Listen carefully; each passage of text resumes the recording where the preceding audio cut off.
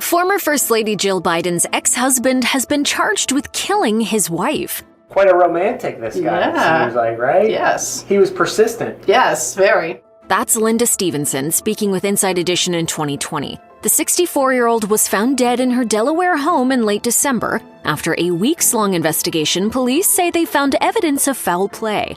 Now, her husband, 77-year-old Bill Stevenson, has been charged with first-degree murder.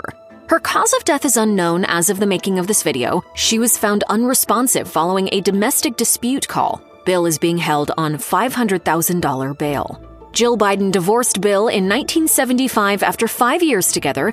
2 years later, Jill married Joe Biden, a senator at the time. That means Jill and Bill divorced more than 50 years ago, but in recent years, he used his connection to the former First Lady to land some high-profile interviews and make some bold allegations. Days before Joe Biden was named the Democratic nominee for president in 2020, Bill alleged that the Bidens actually met 3 years earlier than they had claimed, when Joe's first wife, Nelia, was still alive. She and their infant daughter died in a car crash in 1972. The Bidens have always said they met on a blind date in 1975. Bill says that's not true. I introduced Joe to Jill in 72. Jill, Joe, Nelia, and I were in his kitchen. How do you forget that? That's not all. Bill also told the Daily Mail that Jill and Joe had an affair in 1974 that broke up his marriage. A spokesperson for the Bidens told Inside Edition these claims are fictitious.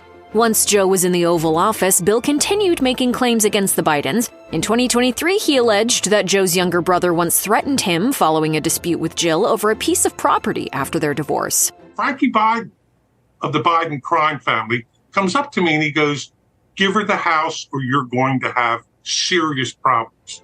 Bill was later convicted on a federal fraud charge and received 6 years probation for passing bad checks. Legal woes he blamed on the Bidens. Bill has often claimed he has nothing against his famous ex-wife. When he alleged that Jill had an affair with Joe, he told the Daily Mail, "I don't want to hurt anyone." And in 2023, he told Newsmax, "To this day, I still care about her, to be perfectly honest, and everybody around me knows that." But he changed his tune in 2024, telling the outlet she was bitter, she was nasty, and she said things in the court that were crazy.